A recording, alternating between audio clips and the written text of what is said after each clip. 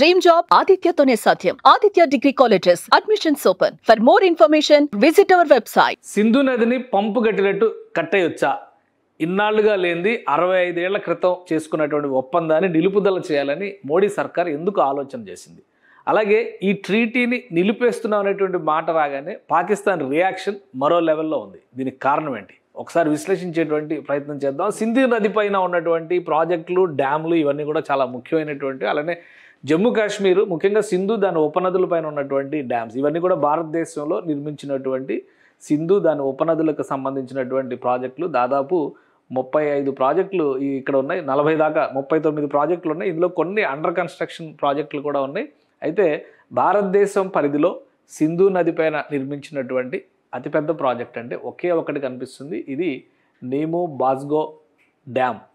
ఇది లేహ్లో అంటే లదాఖ్ ప్రాంతంలో ఉన్నటువంటి లేహ్లో నిర్మాణం చేశారు.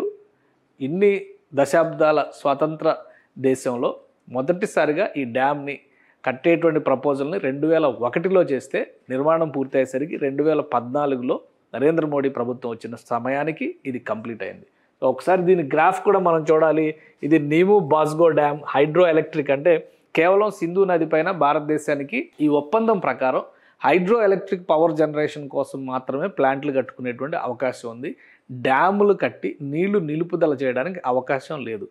అంటే వచ్చేటువంటి వాటర్ని ఎలక్ట్రిక్ పవర్ కోసం కన్జర్వేట్ చేసి దాన్ని మళ్ళీ కిందికి వదిలేయాల్సినటువంటి పరిస్థితి. అందుకనే ఈ ప్రాజెక్టు మొదటిసారిగా లేహ్లో ఇండస్ రివర్ పైన కట్టినటువంటిది జమ్మూ కాశ్మీర్ పరిధిలోకి వచ్చి 2014లో అయింది. మొత్తం గ్రావిటీ అండ్ మ్యాసనరీ స్టైల్లో చేసినటువంటి ప్రాజెక్ట్ ఇది. అలానే ఈ ప్రాజెక్ట్ స్పెసిఫికేషన్స్ కూడా ఒకసారి మనం చూద్దాం.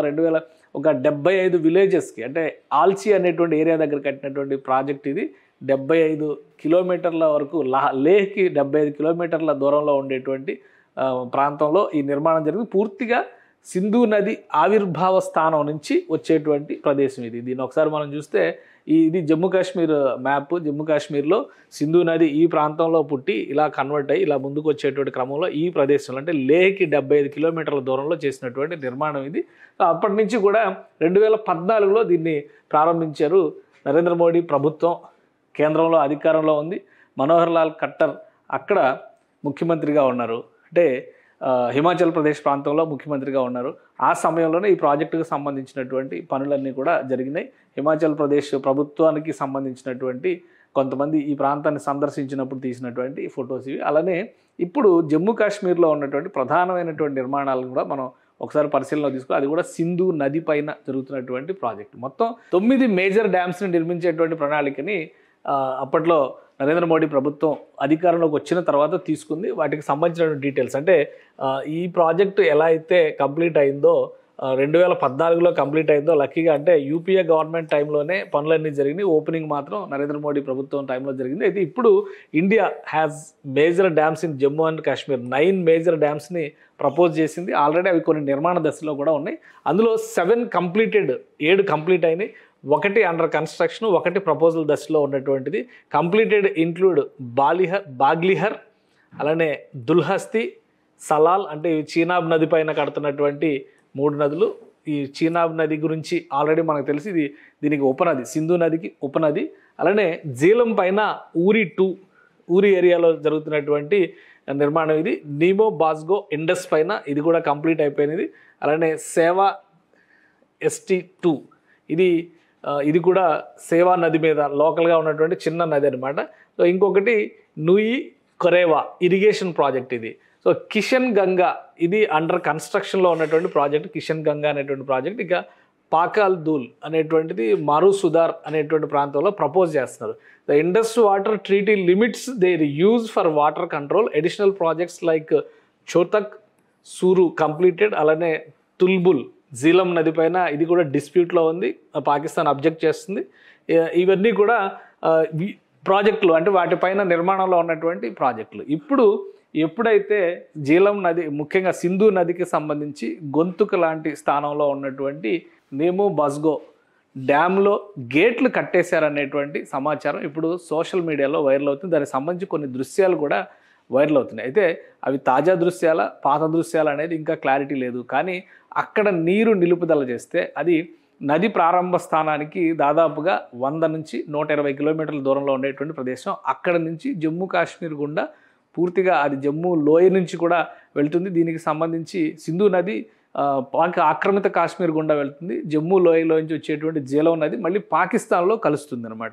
సో ఇవన్నీ ఈ ఇంటరాక్షన్స్ ఉన్నటువంటి దశలో ఈ డ్యామ్ ద్వారా వచ్చేటువంటి మేజర్ షేర్ వాటర్ని కనుక ఆపేస్తే పాకిస్తాన్ ఇబ్బంది పడేటువంటి అవకాశం ఉందనేటువంటి సంకేతాలు స్పష్టంగా ఉన్నాయి. కానీ ఇంతకాలం సింధు వాటర్ ట్రీటీకి సంబంధించినటువంటి విధి విధానాల వల్లనే భారతదేశం వాటిపైన ఎక్కడా కూడా మేజర్ డ్యామ్లు కట్టలేదు.